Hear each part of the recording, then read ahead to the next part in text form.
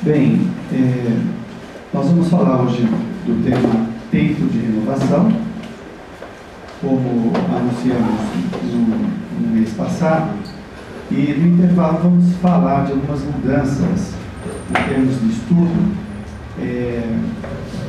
quem sabe para implementar mais, adotando um livro de estudo, e quem quiser pode acompanhar, fazendo a sua leitura, e talvez fique mais fácil aqui a discussão do tema. Hoje eu ainda vou falar de Joana de Ângeles, falar do tempo de renovação. Eu vejo que, ao você falar de renovação, o fato de nós estarmos aqui já é um passo para a renovação. Já estamos mostrando interesse em mudança, estamos nos mexendo, não é? Infelizmente, algumas pessoas estão adormecidas na existência, elas já perderam os sonhos, não têm mais expectativa, se entregaram. Então, eu acho que nós temos que refletir a nossa estada aqui. Tem gente que não valoriza os seus esforços. A pessoa acha que tem que fazer coisas vultosas para ter algum crédito consigo mesma, né? Então, o mínimo que conseguimos tem que ser valorizado, reconhecido. E, é claro, servir de esforço pessoal para aumentar a nossa melhoria pessoal, né? Bom, Joana de Ângeles, ela fala desse assunto já trazendo a reflexão de nossa imortalidade, da reencarnação, da imortalidade e da reencarnação. Então, isso faz nós termos uma visão mais ampliada da vida, saindo da visão reducionista e também de que os acontecimentos da vida fazem parte de acidentes e, ao contrário disso, faz parte de leis que regem o nosso processo evolutivo. Então, diz a benfeitora, o Espiritismo dá notícias do mundo espiritual que é causal, né? O mundo espiritual é causal, é de onde procedemos. A causa de nossa vida, de nossa criação, é do mundo espiritual. Nós estamos no mundo físico, passando pelo processo evolutivo. Porque se nós não tivermos essa visão de causalidade, aí nós podemos achar que os acontecimentos de nossa vida são decorrentes dos acidentes sociais, dos problemas biológicos, etc. Estes fatores, eles são ingredientes da nossa relação com a vida, mas não são determinantes, né? Depende da postura da pessoa. É claro que tem muitos indivíduos que se curvam aos ditames sociais, à pressão social. Se nós estamos atentos a isso, nós olhamos as questões sociais como instrumentos do processo evolutivo, não como um fim em si mesmo. Bom, ela fala de onde procedemos e que o Espiritismo apresenta um programa seguro de esclarecimento e de paz. Bom, esses esclarecimentos começam pelo que já falamos da imortalidade. Nós não acabamos, nós somos imortais. Isso deveria causar em nós mais esperança, mais expectativa positiva na vida. Porque os nossos problemas vão acabar, mas nós não vamos morrer, né? Só o nosso corpo. Eu já falei isso aqui da identificação. Quando nós nos identificamos com a nossa condição existencial, nós temos a impressão que a vida se reduz nas questões existenciais. O que é a identificação? Quando o indivíduo se apega ao seu corpo, às influências sociais, aos seus familiares, quando ele se apega, quando ele se identifica com estas questões, ele reduz a sua vida a estas condições. Deu para entender? De verdade? Posso fazer a pergunta então? Não. Eu vou usar um exemplo. Se eu tenho um pai autoritário e eu me identifico com esse autoritarismo do meu pai, eu me torno autoritário. Isso é identificação. Ok? Se eu me identifico com o corpo, eu acho que a vida se resume no corpo. Se eu me identifico com o dinheiro, com a beleza, com a feiura, eu acho que a vida é isso. Eu sou a feiura, eu sou a beleza, eu sou rico, sou pobre. Isso é identificação. A pessoa como que se funde ao objeto no qual ele se identifica. Então, olha só, e não é difícil de perceber isso. Nós reencarnamos, passamos pelo processo de socialização, nós vamos aprendendo coisas na sociedade, vamos incorporando crenças, costumes, valores, que é a cultura, nós vamos incorporando. Quando nós vamos fazendo isso, nós vamos tendo a impressão que a vida é só isso, que a vida se resume nisso, nos costumes, crenças, no corpo, na profissão. Estas experiências são aprendizados para a pessoa, não é a vida, é um pedaço da vida. A vida é maior do que isso. Você veja, uma pessoa que ela nasceu desde pequena, sempre teve doenças, passa por maus bocados, dificuldades. Quando ela se identifica com isso, ela gera a crença de que a vida é só sofrimento, que a vida não traz alegria, que a vida não tem sentido. Ela está identificada com o sofrimento. Se ela percebe que a vida é maior do que esses sofrimentos, que esses sofrimentos são só aprendizados, pode ser provas, expiações, então ela vai perceber que a vida é maior. A vida é abundância, é alegria, é felicidade, é maior do que tudo isso. Agora, se nós somos imaturos, se nós não sabemos lidar direito com a vida, é claro que a gente gera sofrimento, mas não quer dizer que a vida é sofrimento. Nós geramos sofrimento, é diferente. Deu para entender? Bom,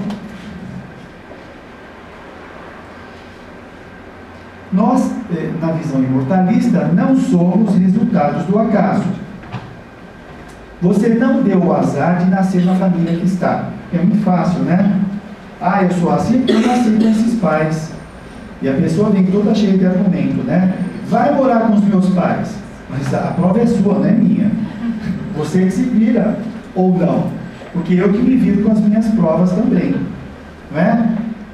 Então, a visão causalista quer dizer a lei de causa e efeito, mostra que a pessoa reencarnou no meio social que ela precisa. E antes da reencarnação, a gente poderia dizer de uma parasociologia. Por quê? Antes da pessoa entrar no corpo físico e na família, ela foi apresentada para os pais fora do corpo físico. Olha, você vai nascer com esses pais aí. E ela provavelmente lembra, esses pais foram aquelas pessoas do passado que eu pisei na bola, ou que me fizeram bem, seja lá o que for, ou eles pisaram na bola, e hoje a gente vai reencarnar para reajustar tudo isso. Então a gente poderia dizer que é uma parasocialização, né? É uma socialização antes da reencarnação. Então a pessoa já sabe onde ela vai. As condições financeiras, econômicas, o corpo físico, a genética, os irmãos, etc. Tudo isso. Então é isso que o Espiritismo vem mostrar para nós. Então isso tira o argumento da pessoa da vitimização. Eu sou assim porque nasci naquele meio familiar. Não. Não é assim, não. Você nasceu porque tem vínculo com aquelas pessoas. Se você ficou doente, é que não soube lidar com aquelas questões. E tem que aprender, tem que modificar. Nós não precisamos ficar doentes a vida toda, né? Ou precisamos? Muito bem. Nós não somos reféns de sofrimentos injustos, né? Se existe um ser onisciente, que é o Criador, existem leis sábias, não tem nada errado. Bom, aí alguém pode argumentar, mas como nós não estamos numa sociedade injusta? Sim, estamos. E isso tem que ser reparado, tem que ser melhorado. Mas nós reencarnamos na sociedade injusta porque nós temos vínculo com ela, senão estaríamos numa sociedade justa. Então, será que nós não fomos também os construtores dessa sociedade injusta? Quantos de nós aqui foram senhores de engenhos, fizeram parte da monarquia, tiveram seus feudos? Hoje dói, né?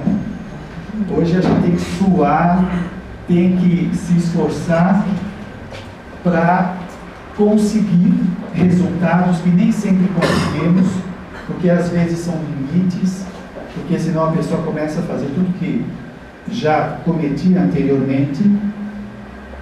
Por isso que é bom não fazer regressão, né? Na maioria dos casos.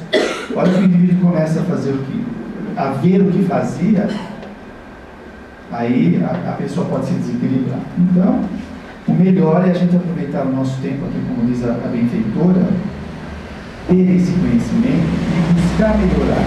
Porque um dia nós vamos ter que resolver as pendências. Para isso é bom que nós estejamos fortes, né? Vamos aproveitar aí para melhorar a nossa condição pessoal. E o Espiritismo vem falar que a existência objetiva é desenvolver as nossas qualidades. Então, olha só a diferença daquela visão vitimista, que nós estamos aqui para sofrer. Muitos espíritas também falam isso. Nós estamos aqui para evoluir. Então, olha só, gente. Vamos pegar aqui o nosso caso. Nós optamos em estar aqui agora. Alguém aí fora optou em passar no boteco e encher a cara. Aí ele chega em casa, briga com a mulher, bate nos filhos. Alguém pode chamar a polícia, vai preso, fica no xadrez. Pode aparecer um cara pior do que ele lá no xadrez e bater nele, acabar com ele. Ele fez essa opção. Uma opção infeliz. Ele desgraçou a vida dele. Ou nós podemos fazer escolhas mais interessantes, né? Por exemplo, estar aqui com outras pessoas, fazendo vários cursos, coisas legais. Isso vai melhorando a personalidade. O indivíduo pode até ter um impulso de querer passar no boteco, mas ele fala, não vou. Até chegar uma hora que a vontade dele domina, não vou mais passar no boteco. Ou outra coisa, né? Jogar, aquilo que traz algum sofrimento para a vida da pessoa. Bom, então, o significado, a finalidade da vida é desenvolver as qualidades, esse potencial. Vocês vejam que no Livro dos Espíritos fala que nós somos seres perfectíveis. Nós somos perfeitos, mas essa perfeição ainda não se desdobrou. Deixa eu dar um exemplo. Nós temos faculdades ou capacidades para fazer várias coisas. Essa capacidade está em potencial dentro de nós. Se você se interessar em fazer um curso universitário, você pode se tornar um engenheiro. Essa capacidade está aí dentro de você. Ela precisa ser atualizada. Como? Através do curso. O curso vai bombardeando de estímulos, o indivíduo vai aprendendo e essa capacidade vai favorecendo o aprendizado. Então nós somos seres perfeitos. Falta desenvolver essa perfeição, que é a vida que faz isso. Olha aqui, nós estamos aprendendo a conviver com pessoas diferentes. Nós trabalhamos em ambientes inóspitos ou saudáveis, seja lá o que for. Nós estamos desenvolvendo várias qualidades. de sociabilidade, afetividade. Esse Deus interior está aqui dentro. Nós podemos desenvolvê-lo. Depende do esforço. Não é só do esforço, né? Nós podemos otimizar isso. Todos nós não vamos escapar da perfeição. Isso é um determinismo, por exemplo. Quem duvida do determinismo em algumas situações, nós estamos destinados à perfeição. Não dá uma certa alegria de saber dessa grandeza nossa? Você pega uma pessoa que só se coloca embaixo do sapato, que só se subestima, né? Que se acha um nada, pensar na grandeza pessoal é uma coisa inadmissível para ela. Às vezes nós conseguimos nos convencer que nós não somos nada. Nós temos uma habilidade para fazer isso, né? E a gente tem capacidade também para achar pelo em ovo. Você já achou pelo em ovo? A pessoa consegue ver defeito em si mesma, ela consegue se comparar negativamente aos outros, ela consegue se espezinhar. Não é fácil não, né? A pessoa é bem dotada nas suas capacidades negativas, né? Muito bem. As dificuldades existenciais fazem parte do cardápio evolutivo, diz Joana de Ângeles. Então, algumas pessoas, elas querem fugir das dificuldades. Não quer dizer isso daqui que nós devemos procurar problemas. Mas não dá para fugir de algumas situações. Alguns indivíduos querem se isolar do mundo para não enfrentar problemas. Será que isto resolve?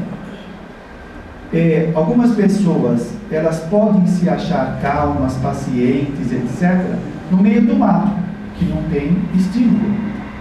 Ela pode até pensar que mas quando ela enfrenta dificuldades, ela pode ficar super ansiosa, pode somatizar. E a pessoa que fica fugindo de problemas, fugindo, porque nós podemos resolvê-los. A pessoa, ela fica sem recursos para lidar com dificuldades. O que acontece com uma pessoa mimada? Você conhece alguém mimado? Tudo que a criança ia fazer, a mãe fazia no lugar dela. Não, deixa que eu amarro o seu sapato. Não, eu te ponho a camisa. Não, eu te dou banho. Não, eu te ponho a comida no prato. O que essa criança aprende? Aí, quando ela se torna um adulto, todo mundo tem que fazer as coisas por ela. E ela manipula, faz chantagem, né? Se você não fizer isso para mim, eu não vou mais comer, não vou mais... Eu vou morrer. Ela faz mil chantagens para obter o que ela quer. No ambiente de casado, dos casais, então nem se fala, né? Ah, você não faz isso porque você não gosta de mim. Olha que boa pegadinha. Você não gosta de mim. Não, eu gosto de você, mas é você que tem que fazer, não sou eu. Mas a pessoa quer na chantagem, aí depende de quem o outro, né? Se o outro tem mais conflito do que ela, não, então eu faço. Não, eu faço. Que aí também tem medo de perder. Olha as neuras são devastadoras, né? Enquanto nós somos imaturos, nós estamos reféns destas situações. Portanto, diz a benfeitora que esses problemas sociais fazem parte.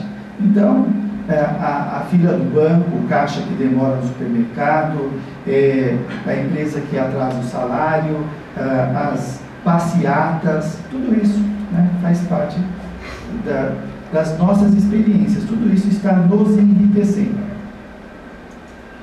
Agora, vocês imaginem, algumas pessoas querem fugir disso. Pode ser que a pessoa esteja estressada, tem que analisar cada caso, né? Mas você imagina na Idade Média que você, para ver uma pessoa diferente, poderia levar a vida toda e nunca ver alguém diferente e nem tomar contato com um livro, com cultura, dependendo de onde a pessoa morava, né? Então, a nossa sociedade complexa, ela favorece bastante o nosso desenvolvimento. Tem estudiosos que falam que a nossa existência atual vale por 10 ou por 15 de vidas passadas, do aproveitamento que nós podemos ter. Você entra na internet, você acessa tudo. Apareceu uma bolha no braço, você entra no senhor, no doutor Google, e ele vai te dar a resposta. Se está certo ou não sei, mas está virando uma mania. Mas quem tem vontade de estudar, outro dia eu estava fazendo uma coisa, de vez em quando eu faço isso.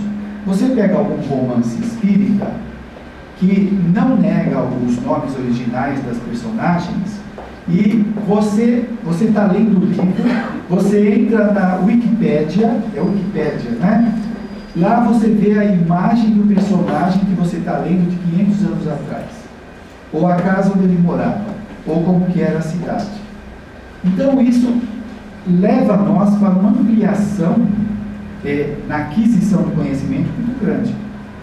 A gente sabe que o cinema, o teatro, a vida espiritual lá é mais do que 3D. Não sei que nome tem depois do 3D, né? A pessoa está assistindo uma peça, ela se sente no meio da peça.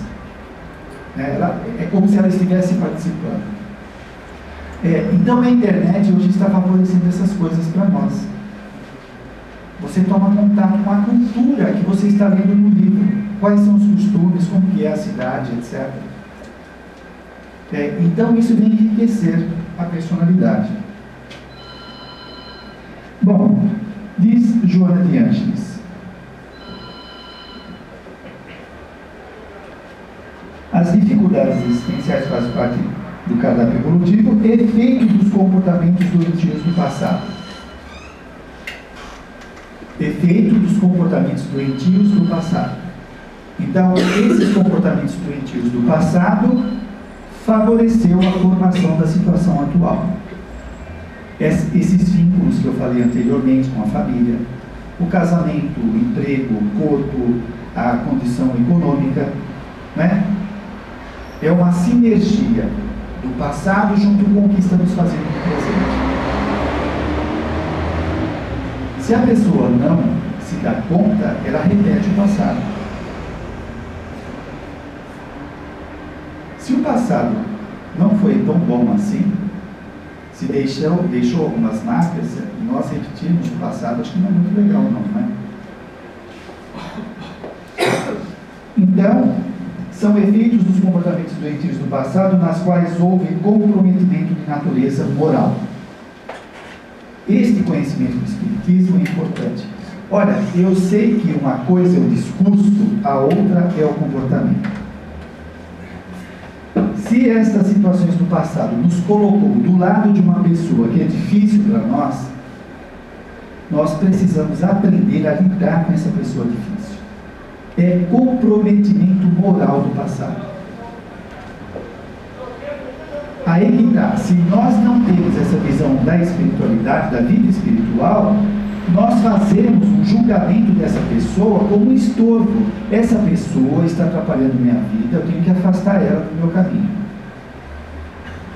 E eu perco a chance de reparar os equívocos do passado. Então, consciente disso, eu não gosto muito bem dessa pessoa, mas eu preciso aprender a me dar bem com ela.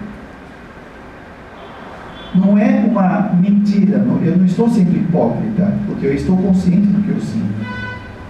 Eu estou trabalhando para lidar com ela. Se nós estivéssemos mais conscientes disso, é como eu estava falando antes, uma coisa é o discurso, outra é o comportamento. Quantos amigos do trabalho são vínculos do passado? A parentela. Se todos que nós cruzamos pela frente nós queremos afastar, quando o indivíduo saiu da vida espiritual, ele saiu cheio de promessas: não, eu vou aguentar, consigo, não tem problema, chegar aqui, não quero saber, eu quero cuidar da minha vida, da minha felicidade. E perde a chance de reparar. Esse conhecimento, então, faz o indivíduo se responsabilizar. Não, eu vou enfrentar essa barra. Agora, não pensa que só o outro é difícil, né? Se o outro é difícil para nós, imagina como nós somos para ele também. O outro também tem que amargar algumas situações. É claro que não são todos os casos assim. Mas esse conhecimento precioso pode nos ajudar a melhorar. Então ela fala, nas quais houve comprometimentos de natureza moral, prejudicando o próximo ou a si mesmo. Nós prejudicamos o próximo ou a nós mesmos. Como que nós nos prejudicamos?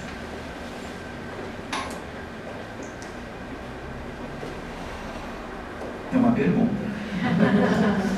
Insistindo naquilo que a gente sabe que está errado? Nos vícios. Que mais? Nos vícios. Fazendo mal no nosso irmão. Pensamentos negativos. Não ter paciência com quem irrita a gente.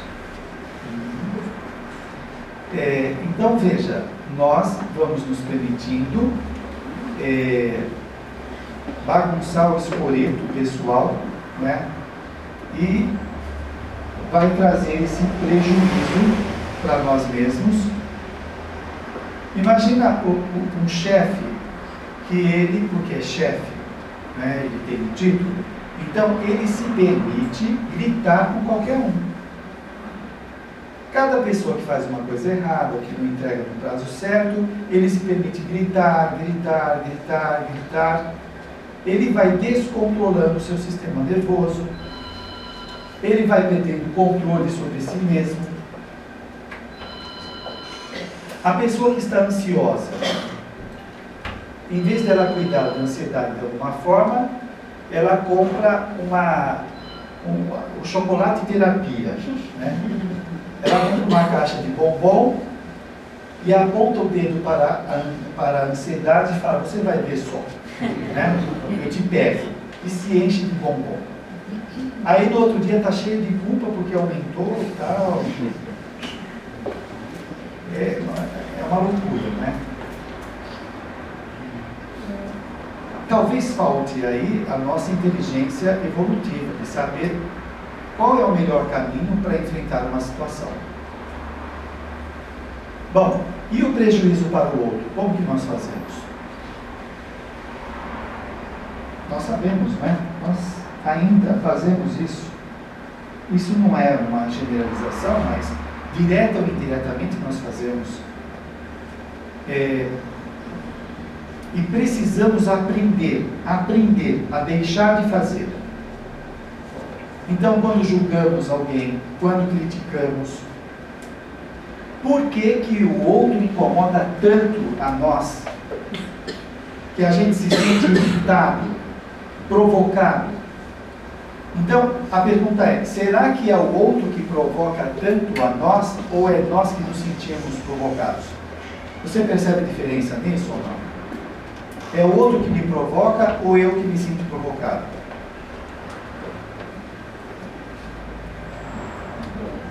Os dois, né? Mas é eu que me machuco. Se eu for muito melindroso,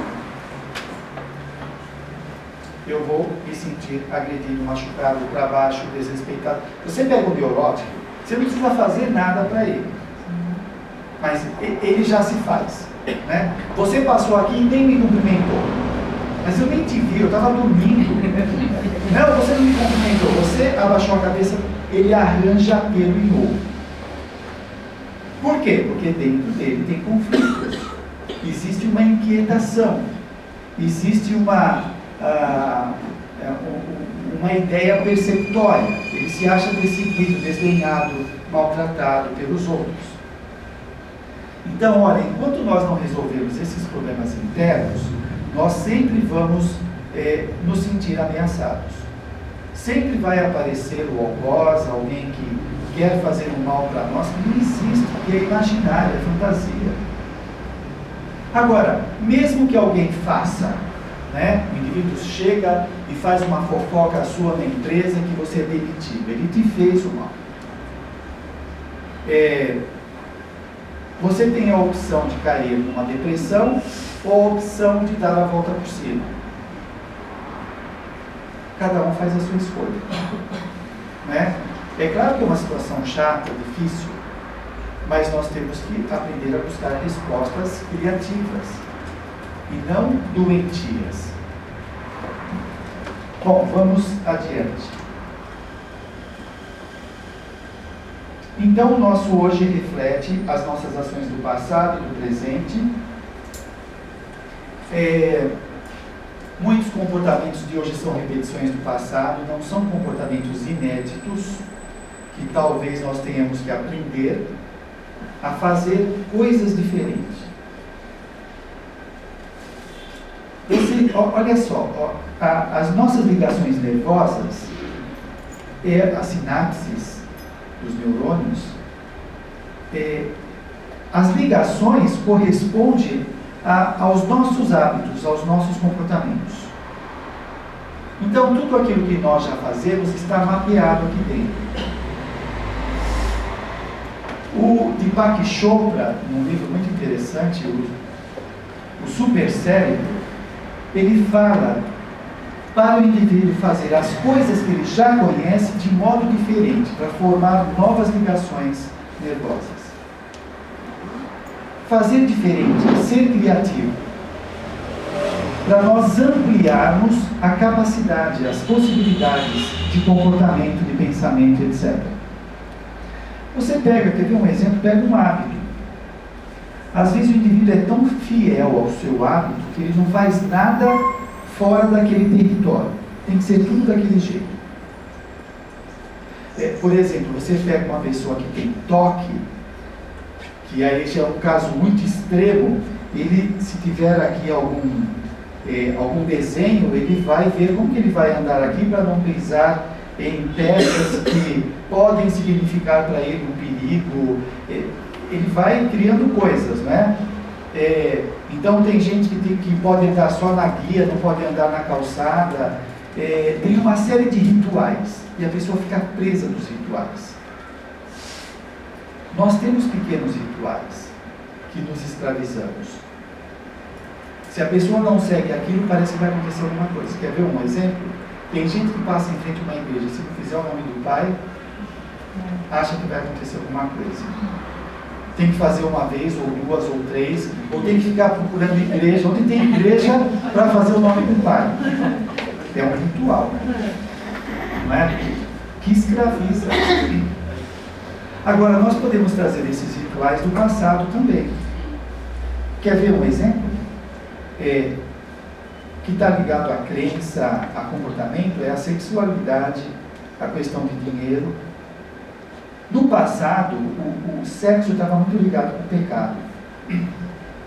Então tem gente hoje que quando faz sexo associa com pecado e se sente errado.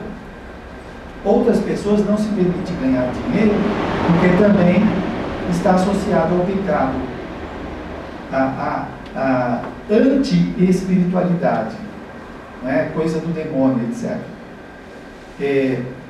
E às vezes a pessoa se sabota, ela está tendo sucesso profissional, ela se sabota. Por exemplo, outro dentro dessa linha de pensamento. Se o pai foi uma pessoa mal sucedida na vida, alguns filhos tendem a não ultrapassar o sucesso ou o insucesso do pai, porque ele se sente culpado, errado. Então ele dá um jeito de se sabotar. E assim, muitas coisas que nós trazemos do passado, que incorporamos na sociedade atual e que pode inibir o pleno desenvolvimento da personalidade. Enquanto isso, esse Deus interior fica dormindo. Enquanto nós ficamos aqui assustados. Você imagina na Idade Média? Eu acho que muito do nosso inconsciente, esses medos, essas inseguranças, conflitos, vêm de lá. A ideia de que o demônio estava à espreita, nos observando, e também a Inquisição, o medo de fazer coisa errada e ser acusado pela Inquisição, era terrível. Quantas pessoas foram mortas injustamente? Se você não gostava de alguém e acusava, falava que ele tinha parte com o demônio, fazia bruxaria, pronto, já era um caminho. Tem um livro que se chama Inquisição, do Karl Schutel, que fala disso. Tinha um padre que ele ficava procurando, ele era o delator, ele ficava procurando as pessoas que tinham suspeita de bruxaria para ele acusar na Santa Inquisição. Né? Quando esse cara morre, vocês imaginam, né? Quantas pessoas, por conta dele, morreram injustamente. O que acontece com ele é terrível. Então, estas marcas ficam dentro de nós. Como coisas da nossa infância, marcas da nossa infância, as brigas dos nossos pais, as acusações, o que a mãe também pensava quando nós estávamos no útero dela. Como que era a vida dela tumultuada? Ela era uma pessoa do bem, uma pessoa medrosa. Tudo isso, de alguma forma, chega até o reencarnante, o espírito.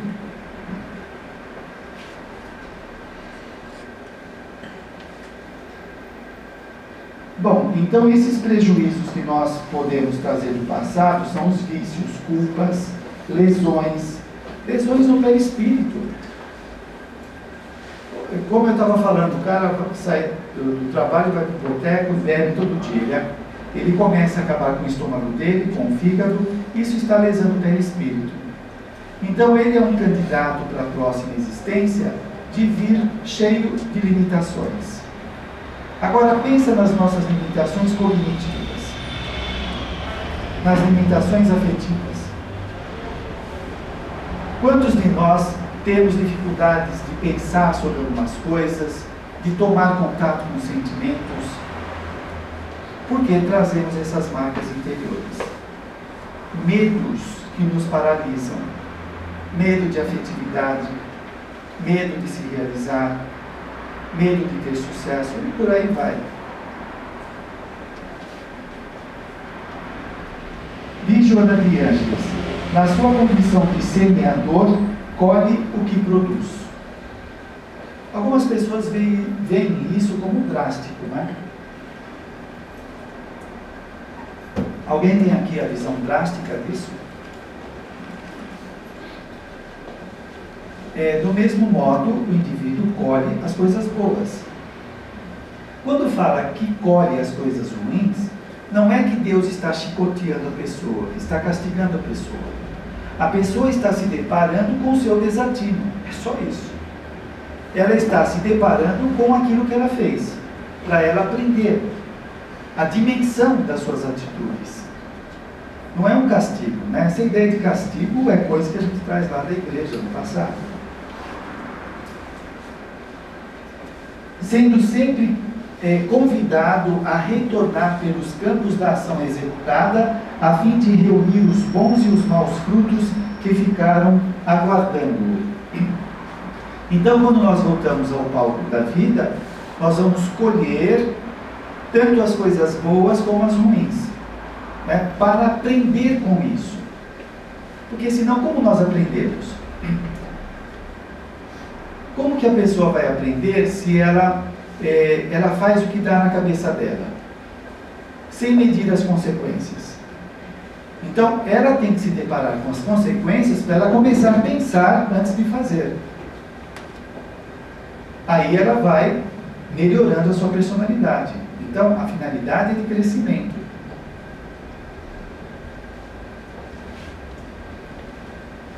Bom, essa colocação da Joana de Ângeles desassossega as pessoas que não querem compromisso com a sua evolução.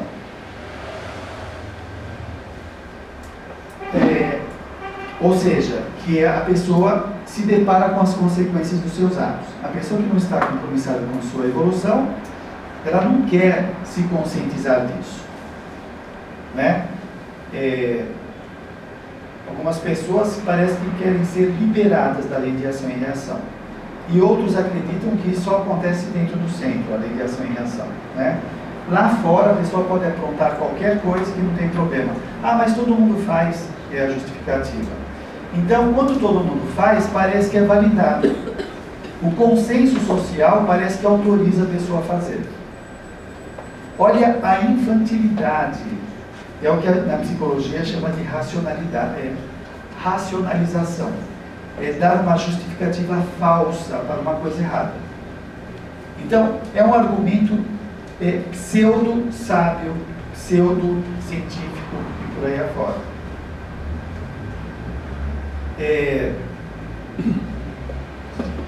A proposta que Joana de Ângeles traz é a pessoa estar consciente do que ela está fazendo lá fora também. Como que ela trata os seus empregados, a sua esposa, seu marido, seja lá o que for.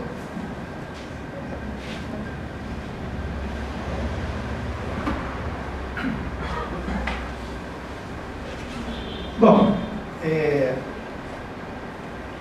isso não quer dizer que nós não tenhamos que ter uma vida social, que nós não possamos bater papo com os nossos amigos, ter encontros, passeios, lazer, etc. Nada disso. O Espiritismo propõe que o indivíduo tenha esse contato social. Nós estamos encarnados para isso. Mas ele tem que avaliar se ele está destinando a sua vida somente aos divertimentos. Tem gente que acha que está no mundo só para tomar sorvete. Enquanto uma boa parte está trabalhando, ele está no shopping ou está no boteco tomando cerveja. A vida não é só isso, né? É maior. Aí que está.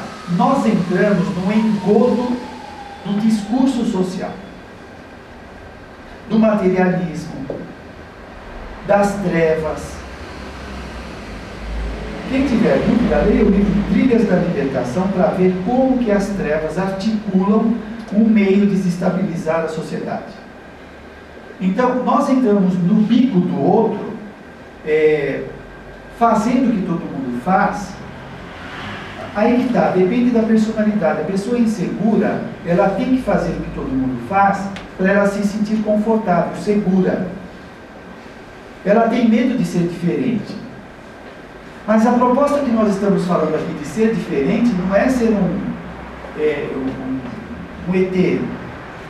Não é isso, né? Mas a pessoa avaliar que ela está aqui para progredir e que essas experiências estão enriquecendo e melhorando a pessoa. Agora, se ela entra nesse discurso social, a pessoa fica alienada. Ela se preocupa somente em atender os seus prazeres, na intenção de ser feliz, e nem sempre consegue. E como não consegue, ela começa a se escravizar, buscar cada vez mais, de forma impulsiva, sem chegar a lugar nenhum. Por quê? Porque ela não cuidou do principal, que é o seu mundo subjetivo. Se aqui dentro não estiver harmonizado, se aqui dentro não tiver lembranças legais, eu vou viver o tormento onde quer que eu esteja. Então a proposta do Espiritismo é fazer o indivíduo crescer estruturalmente. Não é somente socialmente por fora, fisicamente. É mais do que isso.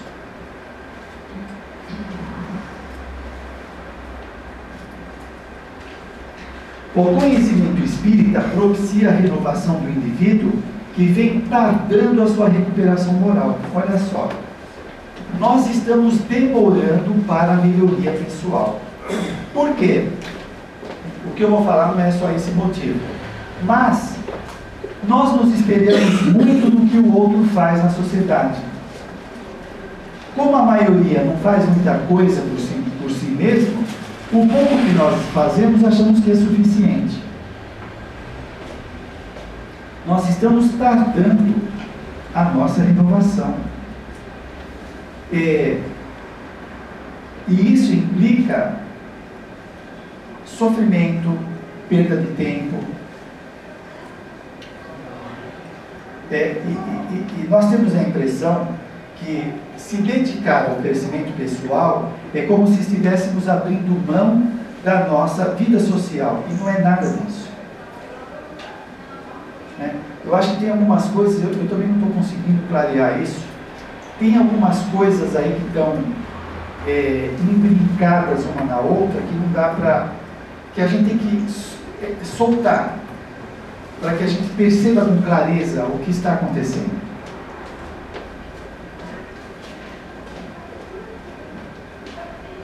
Bom, ela fala dessa recuperação moral, facultando-lhe entender as leis que regem a vida. Pronto, eu acho que isso daqui é o que eu queria chegar, não estava conseguindo.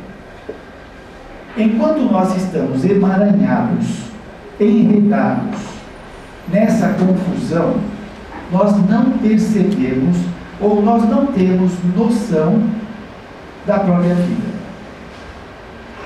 Olha só, a falta de maturidade não dá condições para a pessoa entender coisas. Deu para entender? Nada. Você quer dizer que tem pessoas, né, que não se conscientizam, mas muitas se boicotam nisso, né?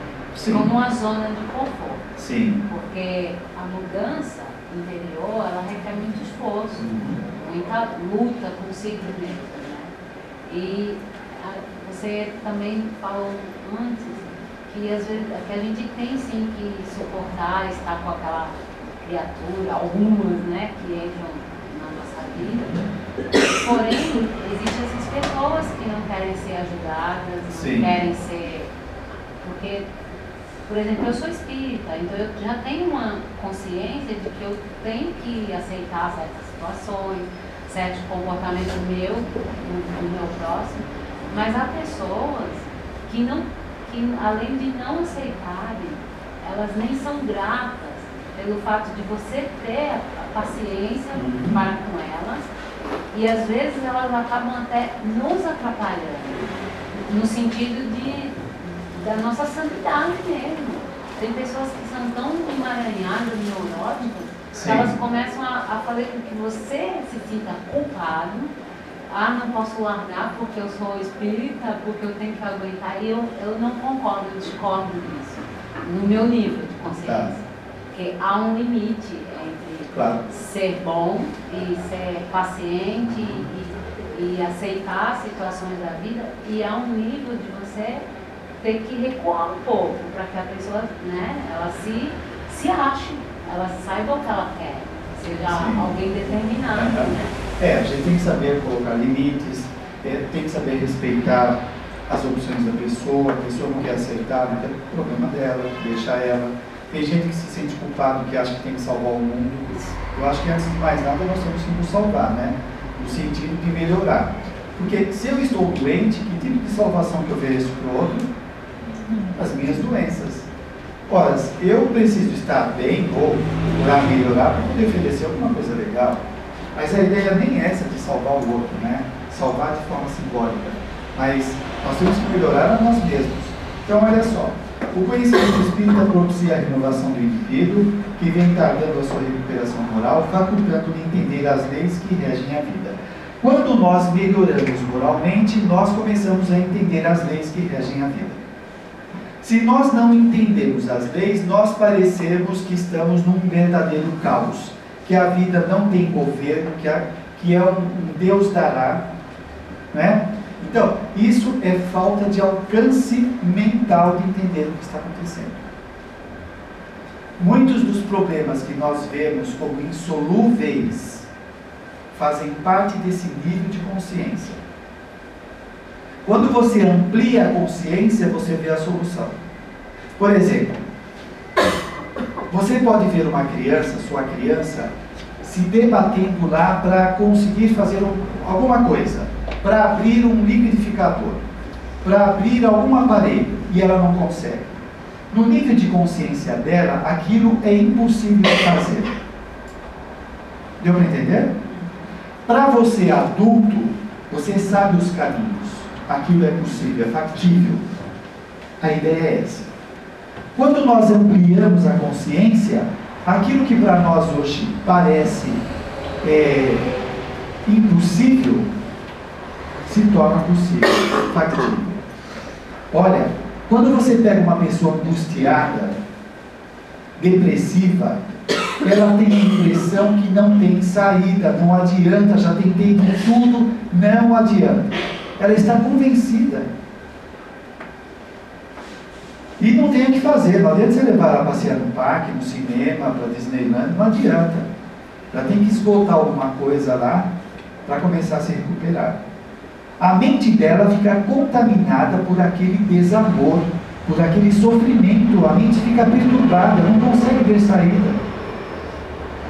A hora que aquilo começa a escoar, começa a limpar, ela começa a se recuperar, ela começa a ver saída, começa a se alegrar com as coisas. Antes era um tédio só. É terrível, é terrível.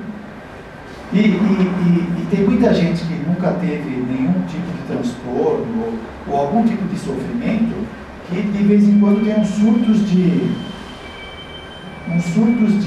quê? De genialidade, de dizer que quem tem depressão é fraco, quem tem depressão não tem força, é porque ela não passou por aquilo. Porque se passar, a pessoa precisa ter muita força para lidar com uma situação daquela e sair. Quem não tem força não suporta. A pessoa tem alguma coisa. Olha só, então, facultando essa recuperação moral, facultando-lhe entender as leis que regem a vida e às quais se deve submeter, porquanto elevam e dignificam os seres humanos. Quando nós entendemos que existe uma lei soberana regendo o nosso processo evolutivo, a pessoa que está consciente que amadureceu psicologicamente, ela se submete a essa lei. Essa submissão não é um conformismo, mas é saber que existe uma diretriz divina que está guiando o nosso processo de crescimento. Porque quando o ego quer dar conta de tudo, abarcar tudo, e não consegue, aí a pessoa pira. Aí ela começa com esse discurso de que não existe saídas, de que o mundo é uma bagunça, que não existe Deus. É um estado que a pessoa está, passageiro. Assim que ele muda, ele começa a ver de modo diferente. Se nós seguíssemos mais estas leis divinas, nós estaríamos mais tranquilos, mais confiantes, né? Esse temor, essa incerteza que domina a personalidade, faz com que ele fique cismado. Parece que não tem. Eu estou orando, não existe resposta, os benfeitores não me ajudam. Mas isso segundo os interesses da pessoa. Porque muitas vezes nós pedimos aquilo que não é bom para nós. O problema é esse. Nós precisamos até aprender o que é bom para nós, porque nós não sabemos. Muitos de nós gostaríamos talvez de ganhar na loteria, de ter um corpo super perfeito, de ter várias coisas. Mas será que isso seria o melhor para nós? Será que a pessoa sabe usar isso de forma adequada? Ou ela se escraviza, ela se submete a essas questões? Enquanto vocês estão refletindo, vamos ao intervalo?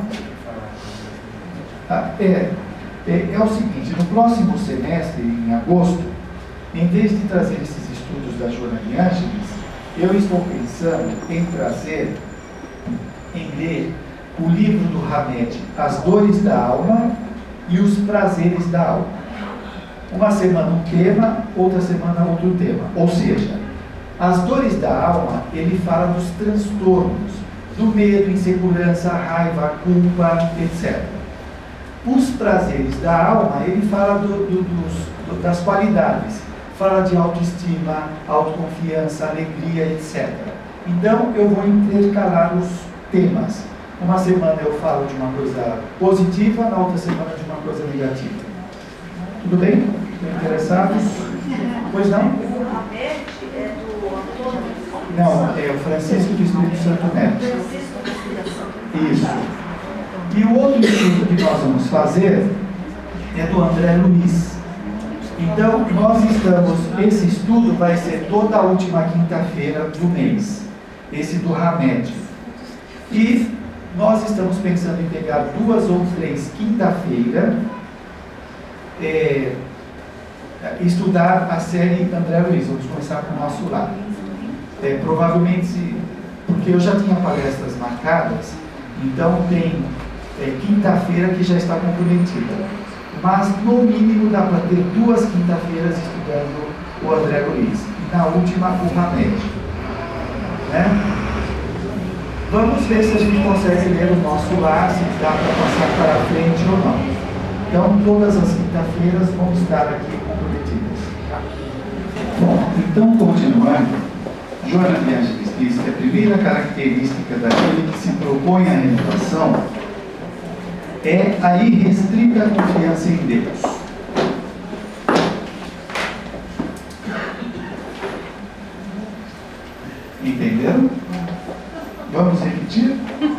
primeira característica daquele que se propõe a renovação é a irrestrita confiança em Deus. Bom, todos sabemos disso, não é? E daí? E o que fazemos com isso? A irrestrita confiança em Deus. Será que nós temos esta irrestrita confiança em Deus? Nós sabemos que é importante confiar em Deus, mas o quanto confiamos? Jesus fala, eu e o Pai somos um.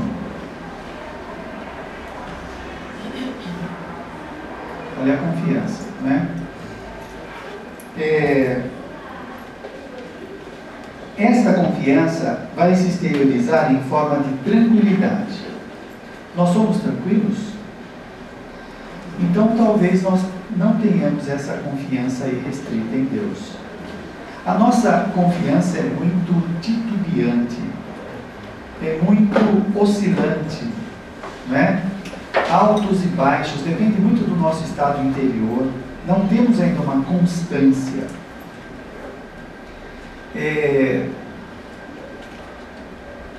E muitas vezes essa fé vem depois de sofrimento, de limite. Aí parece que a tábua de salvação é confiar em Deus. Nós temos os nossos movimentos.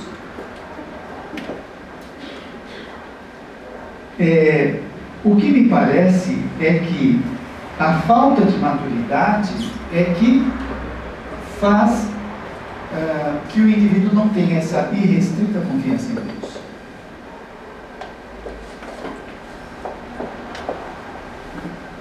Porque se essa maturidade fosse maior, nós não titubearíamos, não teríamos medo, não iríamos perder tempo de ficar na dúvida. Nós iríamos desfrutar dessa irrestrita confiança em Deus. Né?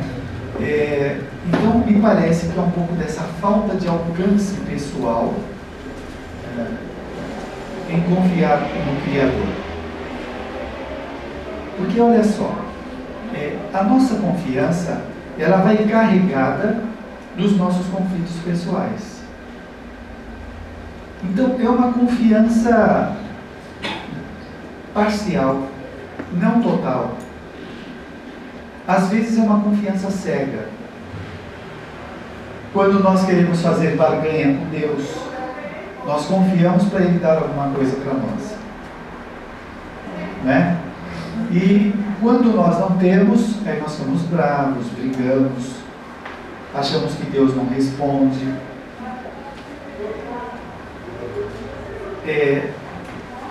O lance é saber o que é bom para nós. Nós temos que saber pedir o que vai ser útil. Se nós pedimos coisas que são prejudiciais, que são perigosas, isso vai trazer problema para a personalidade.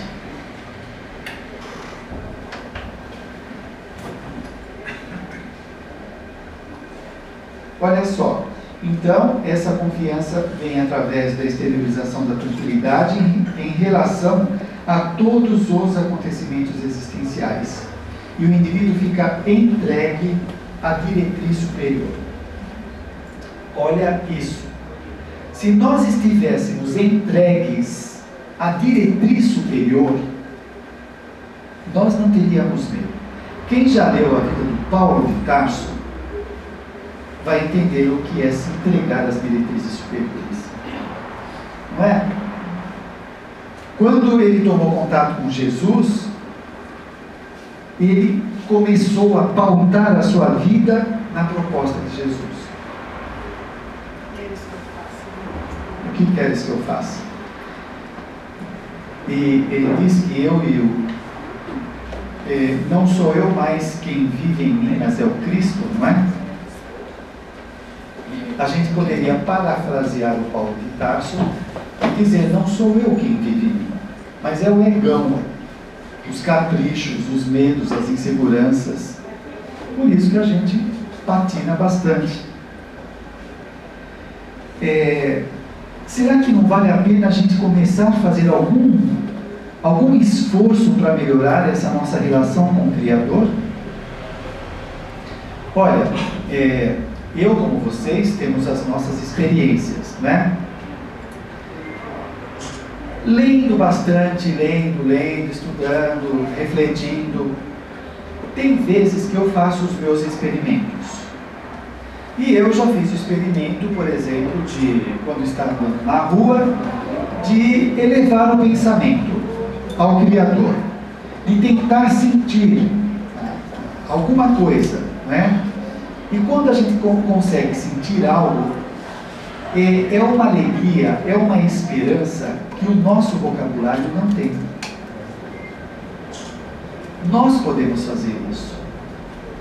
Joana de Ângeles, num outro livro, eu acho que já citei isso aqui, ela fala quando nós experimentamos sentimentos elevados, como alegria, gratidão, amor, esses sentimentos elevados fazem com que a pessoa tenha uma percepção mais ampla da vida. A pessoa fica mais confiante. Ela supera essas dúvidas, esses limites internos, que parece que as coisas são sempre a mesma mesmice. A psicologia positiva fala do exercício dos sentimentos elevados, positivos. Eles falam dos sentimentos positivos. Se você exercitar a alegria, você começa a mudar o seu humor. Se você exercitar esperança, você fica com mais expectativa. Gente, isso é um exercício, é movimentar as forças internas. Se eu pedir para você lembrar de uma cena engraçada, de um acontecimento engraçado, provavelmente você vai sorrir, vai dar uma gargalhada, vai ficar contente. Isso é mobilizar a sua alegria interna. Isso está aqui dentro, ao nosso dispor, e nós não acessamos.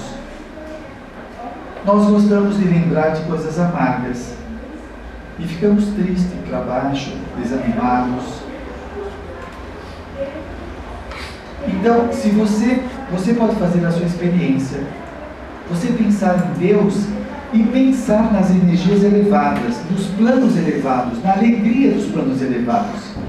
Daqui a pouco você vai começar a sentir alguma alteração, uma confiança, um bem-estar. Faça isso. Ante a adversidade, não se entregue à blasfêmia nem ao desespero, sendo ocorrência afligente, o resultado das ações perturbadoras acaba trazendo sofrimento pessoal. Bom, isso aqui é uma proposta de Joana de Ângeles, né? Para nós parece que xingar, reclamar, se lamentar é natural. Por quê? Porque a maioria faz isso. Lá no livro Missionários da Luz, de André Luiz, o Alexandre ele vai falar dessas patologias que nós não achamos que são, como lamentação, reclamação. E o Clarencio, no livro, já falei isso aqui, no livro Nosso Lar, quando André Luiz começa a se queixar, porque deixou a família, né, ele desencarnou e tal, e o Clarencio fala, André Luiz, se você quiser se dar bem aqui, para de reclamar. Lamentação é doença mental grave, mas nós nos permitimos, diante da adversidade, reclamar, xingar, blasfemar, como se estivéssemos descarregando. Aí eu acho que entra uma proposta de algumas escolas do psiquismo, de um indivíduo fazer uma catarse, do indivíduo colocar para fora, para descarregar aqui dentro. Mas será que isso está melhorando ou piorando? Nós temos que perceber isso. Porque se eu fico me lamentando a pretexto de estar descarregando, não, eu tenho que pôr para fora, eu tenho que falar o que eu sinto, espera, tem coisa que eu tenho que me educar. Não é tudo que eu sinto que eu tenho que falar. Isso não vai me tornar neurótico, mas se eu ficar praguejando, isso vai me adoecer. Porque, como nós vamos ver em André Luiz, já que estamos falando, vamos estudar André Luiz, né? O que ele fala das nossas palavras? Que elas têm propriedades elétricas. Quando nós falamos, a nossa fala está carregada dessas propriedades elétricas, magnéticas. Se o teor dela é doentio, antes de chegar lá fora, já passou no meu organismo, já me adoece. Então, a benfeitora está propondo aqui, para não se entregar à blasfêmia. E aí entra a psicologia. Será que eu não tenho uma resposta mais criativa diante da diversidade? Será que eu tenho sempre a mesma resposta? Ou seja, toda vez que aparece uma situação difícil, eu sempre reajo do mesmo jeito? Será que eu não tenho outras alternativas de reações? A programação neurolinguística fala que nós temos que ter no mínimo 3 modos de reagir, não só um. Se uma pessoa chega e te agride com palavras, qual vai ser a sua reação? Dar um soco nela? Então, toda vez que chega alguém e grita com você, você dá um soco nela. Espera aí, eu tenho que ter uma alternativa, não é só o soco que resolve a situação, né? Eu posso ter uma outra resposta, eu posso debater ideias com ela, eu posso me calar e falar, bom, a pessoa está perturbada, não preciso entrar nessa disputa, né? Então são várias alternativas. Quanto mais repertório nós vamos tendo, mais aptos nós estamos a responder à demanda da vida. Nós temos que ser ricos, férteis de possibilidades. E isso nós podemos treinar. A pessoa pode escrever alternativas. Você pode imaginar que uma pessoa refuta uma ideia sua e você escreve 10 alternativas de contra-argumentação. Você está desenvolvendo criatividade. Bom, também você pode usar, como muitos benfeitores às vezes utilizam, Joana de Ângeles propõe, quando você encontra uma pessoa difícil, você imaginar que aquela pessoa é Maria. E aí o que você faz? Você briga com ela, soca ela? O que Jesus faria no meu lugar? Se eu estou bravo, o que Jesus faria no meu lugar? Eu dou exemplo de Menezes. O que ele faria nessa situação? Nós temos que aprender com modelos mais elevados, não é? Às vezes nós pegamos um modelo, aquele nosso tio que é brigão, briga com todo mundo, bate em todo mundo. O meu tio, se tivesse aqui, ele já partia para cima. Espera, mas eu não sou meu tio, eu tenho que ver outras alternativas. Convidado à construção do bem, agradece a oportunidade, tornando-se partícipe da equipe operosa da fraternidade, ao mesmo tempo empenhando-se em produzir o melhor. Bom, convidado à construção do bem, nós que estamos aqui, somos convidados, né? Nós que conhecemos o Espiritismo, somos convidados a essa construção do bem. Tem um pedaço de bolo que eu guardei para comer. Deixa eu tirar ele do óculos e cabeça.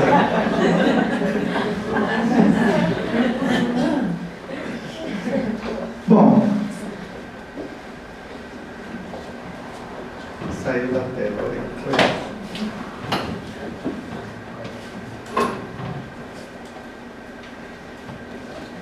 Então, convidado à construção do bem, agradece a oportunidade. Me parece que nós já não estamos mais em tempo de dizer com aqueles desculpismos, né? Mas quem sou eu? Eu não sou nada, eu não sou espírita, eu ainda sou muito pequeno.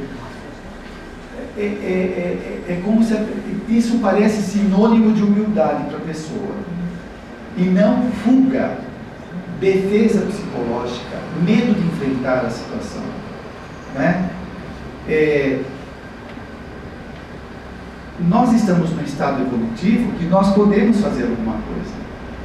Olha, se vocês, puxa, de vez em quando a gente lembra, né, de livros, tem um livro chamado Espírito da Verdade e tem uma mensagem do Espírito Militão Pacheco que ele fala dos espíritas Em determinado momento ele vai dizer que nós temos valores enciclopédicos dentro de nós, que nós já passamos por todas as raças, por todas as condições financeiras.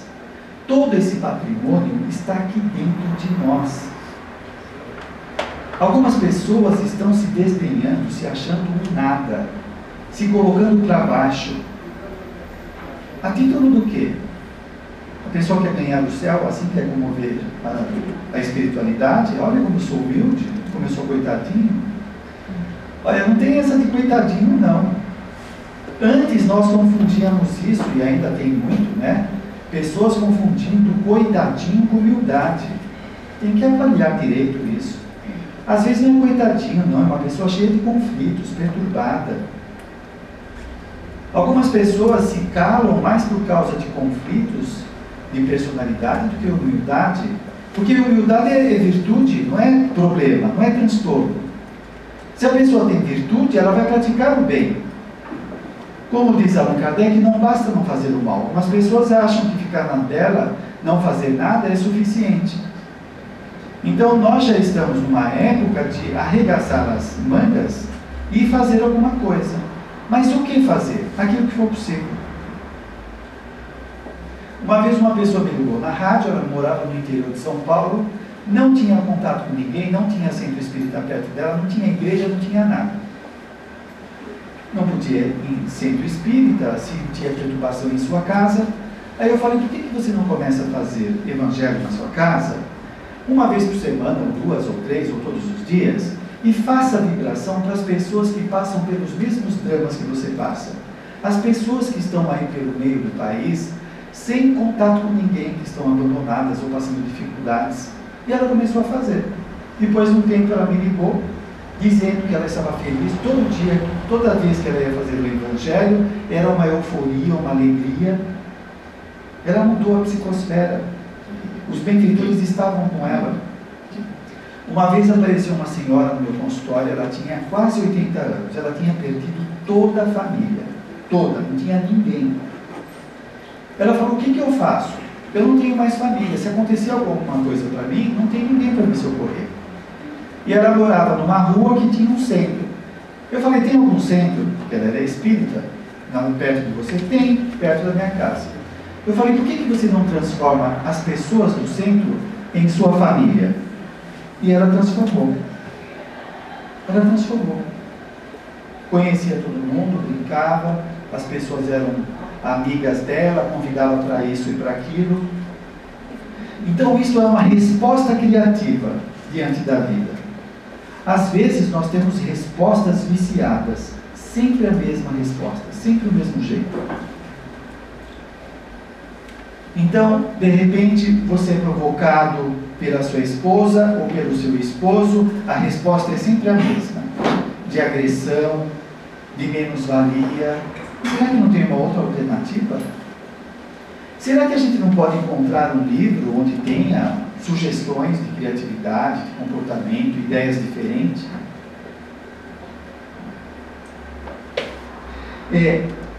Nós que temos que nos melhorar. Olha, os espíritos não vão fazer a gente evoluir, eles não vão causar evolução dentro de nós. Nós vamos ter que fazer isso sozinhos. Sozinhos no enfrentamento, eles estão conosco. Nós estamos aqui todos na relação de interdependência, não de dependência, porque a dependência é doentia. Se eu dependo de alguém, essa pessoa desaparece, o meu mundo acaba. Mas eu tenho relação de interdependência, né? Nós nos ajudamos mutuamente, aí é diferente. Então, eu tenho que melhorar a personalidade que eu sou.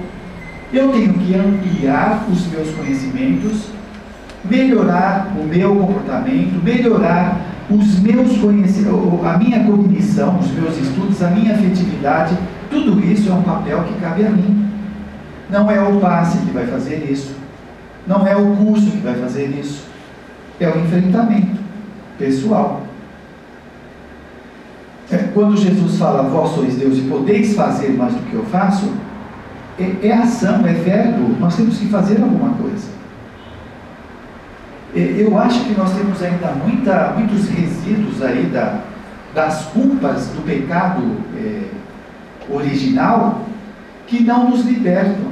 O Espiritismo veio levantar o véu, mostrar que existe uma outra realidade, mostrar que tudo isso daí são lições primárias. O inferno, o pecado, é tudo lição primária, que não existe. É só para a pessoa ter ideia. O Espiritismo então vem libertar a pessoa, mas ela prefere ficar cativa dessas ideias, ela não se solta, os medos pessoais. Olha só, então, convidado a essa construção do bem, agradece a oportunidade, agradecer, meu Deus, obrigado por conhecer o Espiritismo, obrigado por ter os meus amigos, obrigado por poder estudar. Joana de Ângeles lançou um livro só falando de gratidão, hein? Psicologia da Gratidão. E a psicologia positiva, ela fala, eu já falei aqui da outra vez, sobre gratidão. A psicologia positiva fala que a gratidão é um dos ingredientes da positividade na vida da pessoa. E eles propõem fazer o diário da gratidão. Olha que bacana, fazer um diário. Agradecer as coisas boas. E lá no livro Psicologia da Gratidão, Joana de Ângeles fala, agradeça tudo que te acontece. E também aquilo que não aconteceu. Porque às vezes foi evitado algum acidente, alguma coisa ruim. Mas se acontecer um acidente, um sofrimento, mesmo assim agradece, porque você tem débitos para que isso aconteça. Então nada é gratuito.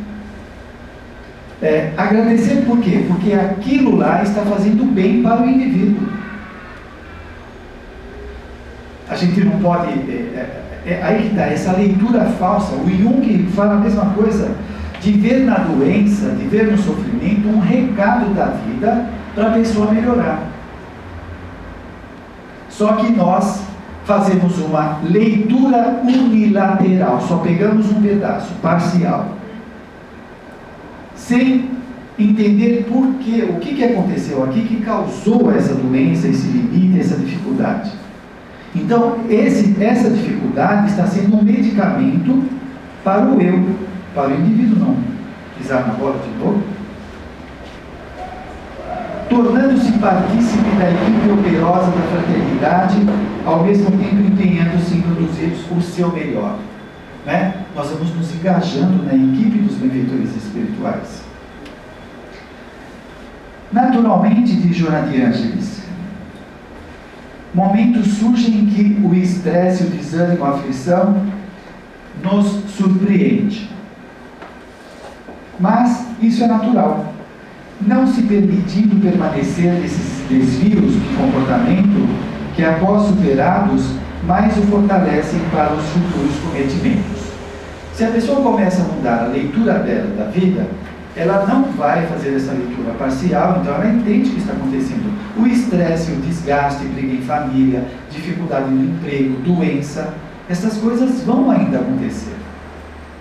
Mas essa leitura diferente faz a gente encarar de modo diferente. Olha só, gente. Quando nós estamos bem, os nossos problemas ficam menores. Quando nós estamos mais lúcidos, a nossa capacidade de suportar situações é maior. Quando os mártires enfrentavam situações diversas, se expondo, colocando a sua vida a risco, os valores que moviam essas pessoas, todo conhecimento, todo dinheiro, não conseguiria cobrir isso. Percebe? A importância desses valores. E diz Joana de Ângeles, quando nós amadurecemos, que mudamos a escala de valores, então nós começamos a ter um grau de compreensão das coisas que gera ou que traz um nexo. Tem nexo, as coisas têm sentido. Dá para entender a finalidade. Não é um acidente. Aquilo tem uma razão, e essa razão é autoexplicativa. Ela é suficiente. Por isso que como eu falei na outra aula, Muitos dos nossos problemas são ilusórios, não são reais. Se eu estou num nível de consciência rebaixado, portanto reduzido, eu não entendo as coisas. Se eu elevo esse estado de consciência, as coisas têm nexo, eu começo a entender. As coisas que acontecem têm a sua... O indivíduo é grato, tem a sua satisfação, etc. Muda uma série de coisas. Bom, eu não sei se o pessoal quer fazer alguma pergunta. Alguém quer fazer alguma pergunta, discordar? Fiquem à vontade. Por vez, por favor.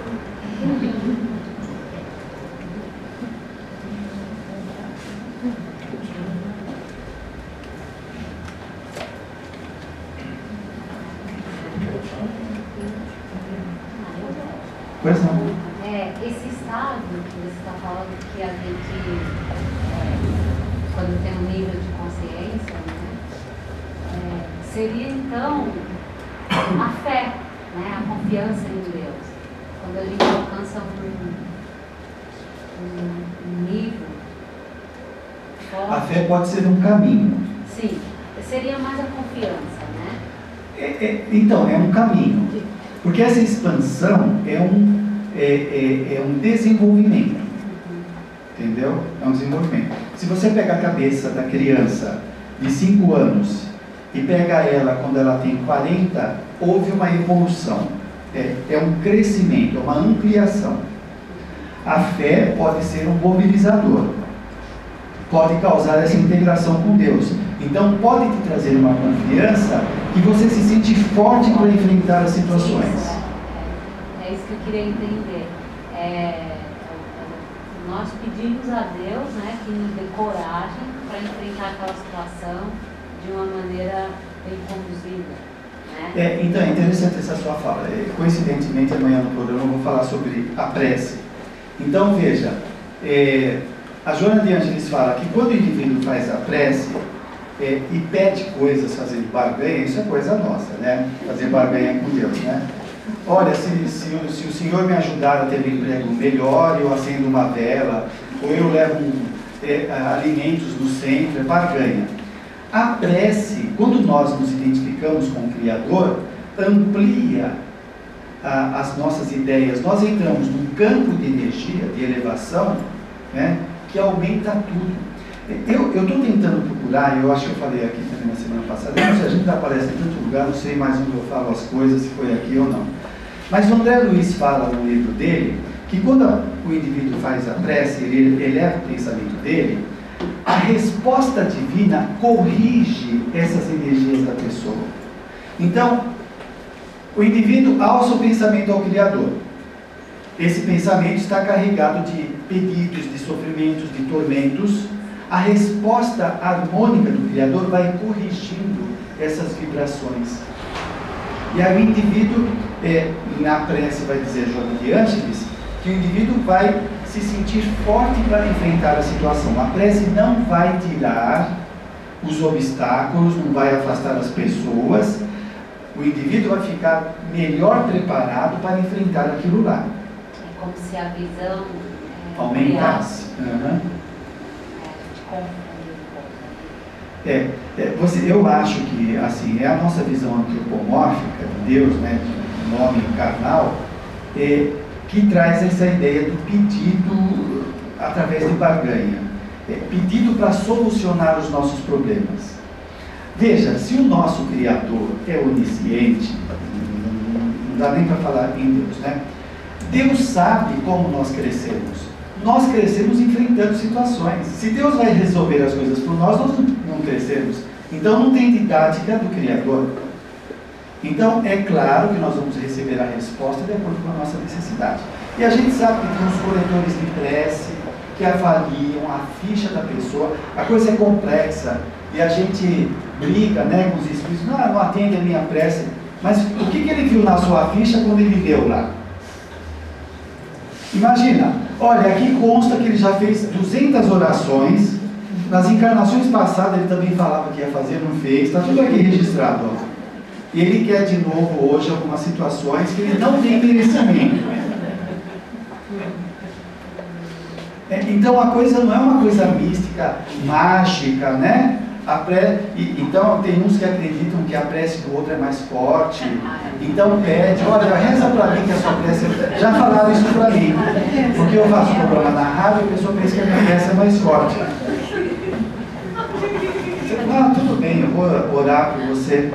Se a pessoa soubesse como está a minha situação, ela ia orar por mim. Então a gente faz ideias falsas pela aparência, né, pela persona. Então, os benfeitores, eles vão proporcionar aquilo que é bom para a pessoa. Aí eles estão acima do ego, dos caprichos pessoais, dos interesses passageiros, né, das dores de manha, que nós fazemos manha. Então eles vão ver o que é bom para a pessoa. Às vezes é bom para a pessoa passar dificuldade, porque aquilo lá está causando um aprendizado dentro dela de valorização dos esforços dos outros. Você pega uma pessoa órfã, né? Eu já vi vários casos. Algumas pessoas ficam muito marcadas pela orfandade. E por que fica marcada? Por causa da gratuidade da vida? Que azar que ela teve de nascer numa mãe que não queria ter filho? E não é isso, a pessoa precisa valorizar. A maternidade no passado foi desdenhada. Às vezes o sexo foi erigido como o principal motivo de prazer da vida da pessoa. E tinha filho e jogava fora, ia jogando fora. Então hoje tem uma situação, quem olha, né, quem está de fora vê que não é tão, mas quem está dentro sente uma angústia muito forte. O sentimento de rejeição. Então essa pessoa provavelmente causou rejeição em outras pessoas. E ela precisava aprender assim? Não, não precisava. Mas ela buscou outros caminhos? É como nós aqui. Nós não precisamos de algumas dores, mas nós estamos buscando caminhos que evitem dor ou que proporcionam boas condições em nossas vidas. Depende das nossas escolhas. Mais alguém?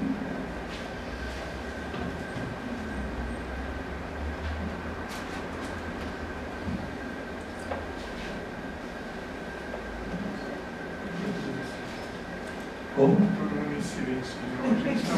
Hoje você pegou o pessoal para pensar. O pessoal fala, nossa, fala demais, está muito calor. Vai lá. Não tenha receio de que a sua pergunta... Tem gente que eu lembro, né, das minhas perguntas. A minha pergunta não vai ser interessante. A minha pergunta todo mundo sabe. Então vamos lá.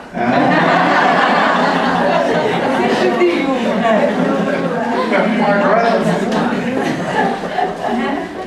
Eu ficar falar pouco, eu falo mais do que pouco. Na hora do lanche lá, peguei a moça lá do café lá, eu falei mais do que comigo. É o seguinte, e quando a pessoa percebe que vai evoluindo, vai aprendendo, por exemplo, no espiritismo, nas palestras, nos programas de rádio, de repente a pessoa começa a perceber, algumas percebem, outras não.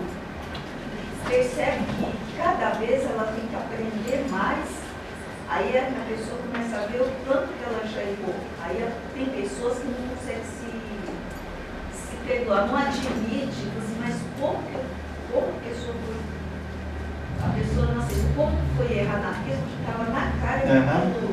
Eu acho que isso faz parte de uma fase, tá? A fase do conflito entre saber e não fazer. Então isso tem uma função, porque o conflito mobiliza a pessoa. Aí fala da dor moral. A dor moral é terrível, quando você sabe de uma coisa e faz de modo diferente. E essa dor moral é que vai segurando a pessoa. Chega uma hora que ela não suporta mais fazer uma coisa errada, porque aquilo é muito pesado. Então isso tem uma função, né? Porque não é liga-desliga. Você não sabe nada, agora você sabe e já se comporta assim. Não, não é assim não. A partir do momento que a gente tem esse conhecimento, ainda tem muitos comportamentos, tem vícios, tem hábitos que ainda vão se repetir. E com o passar do tempo vão sendo mudados, vão sendo ajustados. Essa é uma parte. Outra parte. Aí entra a psicologia. Gente, nós ainda cometemos erros. Essa é a tal da sombra. Nós não podemos ter medo e ficar fingindo que nós somos santos se ainda não somos. Nós ainda chicamos, nós ainda ficamos bravos, nós ainda temos chilique, tudo isso.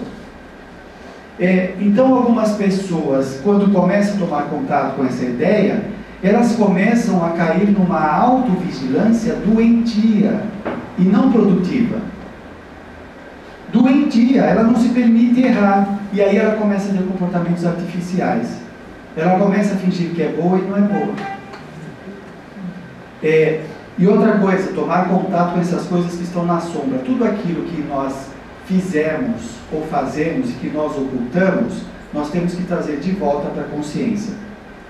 Então, por exemplo, eu tive ódio do meu pai quando ele fez aquilo, eu entreguei meu amigo na empresa por causa de tal coisa. Todas as nossas podridões que ficam escondidas embaixo do tapete, causando doença, tem que trazer à tona, sem se autopunir, mas trabalhando para corrigir, não é? Porque nós temos uma ideia falsa que fica embaixo do tapete e está resolvida. Não está, porque a pessoa começa a somatizar, aquilo começa a aparecer na vida da pessoa. Essa idealização de perfeição é um problema. A pessoa se idealiza perfeita, não pode errar, tem que fazer tudo sempre certo. Não é assim. Senão ela começa a se negar. E aí, quanto mais nós vamos tendo contato com esse lado sombrio, nós também vamos tendo contato com o lado iluminado. Eu sou invejoso, mas eu também tenho o meu lado bom. Eu gosto de fazer isso ou aquilo, eu tenho que reconhecer. Eu sou orgulhoso, mas também eu pratico a humildade nessa ou naquela situação. É ir tomando contato com essas coisas, não é? Se nós negarmos a nossa humanidade a título de se santificar, não vai dar certo. Não vai, porque as nossas energias não dá para esconder nada. A pessoa pode andar com olhar cândido, né? Palavras macias, meus irmãos, né? Aquela prece que faz todo mundo chorar, mas é tudo decorado, não adianta. A energia está emanando, exalando outras coisas. Agora também, a gente pega vários extremos, né? Algumas pessoas acham que ser autêntica é ser grosseira. Então a gente, principalmente a gente faz terapia, né? Algumas pessoas fazem terapia e elas acham que tem que ser autêntica. Agora eu falo na cara, agora eu não me escondo mais, nossa, com uma grosseria como se fosse autenticidade. Olha, o caminho do meio tem que rebolar, viu? Não quer dizer que uma pessoa inspirada, ela fica num estado de elevação que altera tudo, aí é diferente, não é? Mas tem gente que cai no formalismo, que ela acha que tendo aquela forma que ela está espiritualizada. Nós somos complicados, hein? Que o Hamed nos ajude no próximo semestre. Quem sabe a gente entre na linha. Brincadeira. Olha o neurótico, hein? Mais alguém?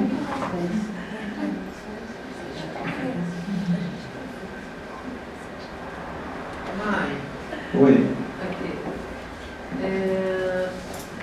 Todo mundo fala que aquilo que você, aquilo que te incomoda da outra pessoa está em você e você não se aceita. Eu vejo um assassino, com raiva, ódio daquilo. Imagina, eu vou fazer aquilo. Eu queria que você me explanasse, me explicasse assim, palavras. É o que a psicologia chama de projeção, né? Deixa eu tentar dar um exemplo. Eu não sei se esse exemplo vai ser feliz, tá?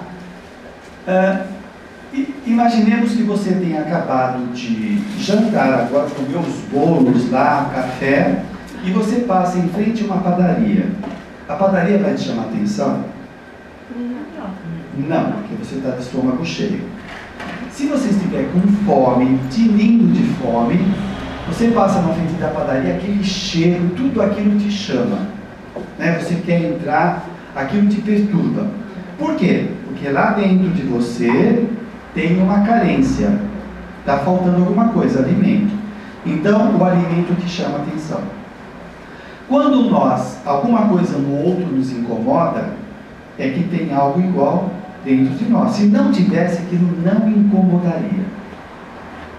Normalmente incomoda quando nós temos afeto pela pessoa. Quando é amigo, que tem uma relação de afeto, amigo, parente, mulher, mãe, seja lá o que for. Se não tiver, não vai provocar tanto. Então, por exemplo, se no ambiente de trabalho, você entra numa empresa, você é novo, tal, o pessoal é bacana, e alguém pisa na bola com você, né? Provavelmente você todo cortês, desculpa, que nada, não foi nada, que é isso, você derrubou, sujou toda a minha cadeira de tinta, mas não tem problema, a gente limpa. E se isso acontece em casa? Tem uma revolução, né? Pega a bazuca lá e quem foi? Por quê? O incômodo é maior porque tem afeto, tem ligação. Então aquilo lá é insuportável, é maior do que o fato em si.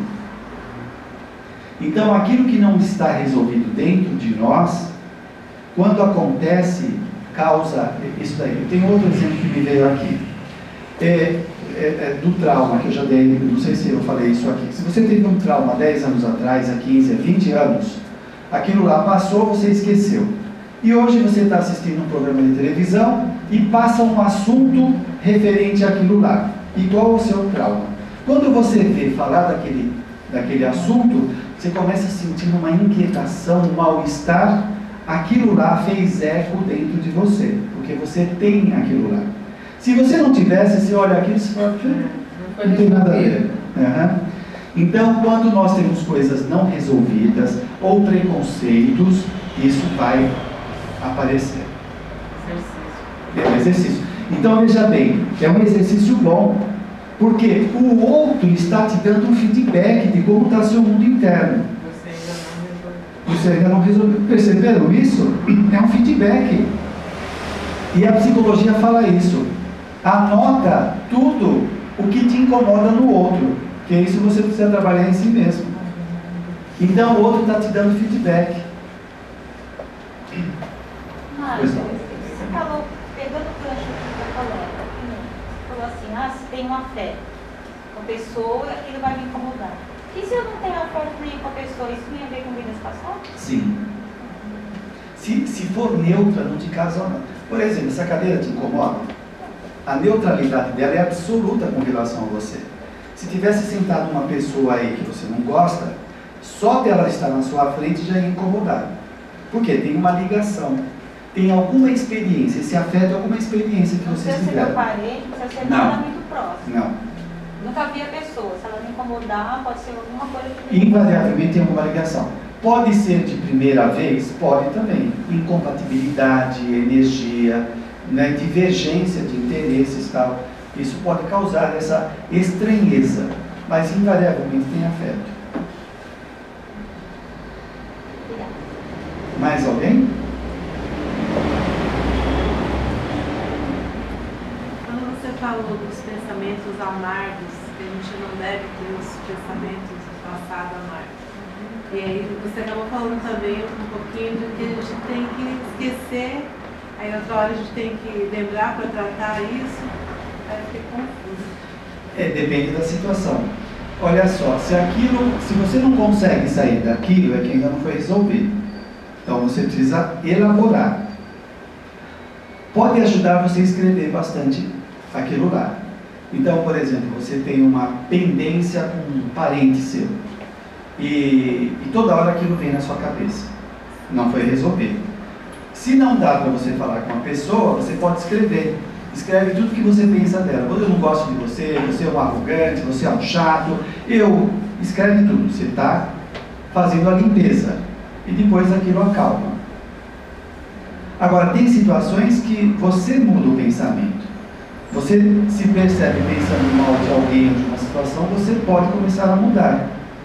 Aí entra naquilo que eu falei do Clarencio falando da lamentação, que é uma doença mental. Né? Então, é um esforço, porque, veja bem, gente, a aquisição do conhecimento é pelo esforço. Eu vou exercitando e isso vai sendo incorporado na personalidade. Então, a nossa trajetória evolutiva, principalmente nos períodos anteriores, perto da animalidade e dos instintos, está carregado de xingamentos, de emoções negativas, perturbadoras. Agora nós temos que mudar. Jesus veio falar de amor nas relações, amor, perdão, esperança. Então, à medida que a gente vai exercitando isso, isso vai sendo incorporado pela personalidade, até fazer parte dela. E aqueles negativos são superados. Bom, 10h05. Então, agradeço a vocês. Nós voltamos em agosto. Nós vamos começar primeiro com o livro de André Luiz, que vai acontecer ou na primeira ou segunda semana, na quinta-feira de agosto, e na última quinta-feira vai ser o Hamed. E aí o Marcos vai ter aqui as datas, vai estar no Facebook, e quem quiser comprar livro para acompanhar à vontade, para fazer os seus questionamentos, vai ser uma troca de ideias sobre estes livros, ok? Muito obrigado.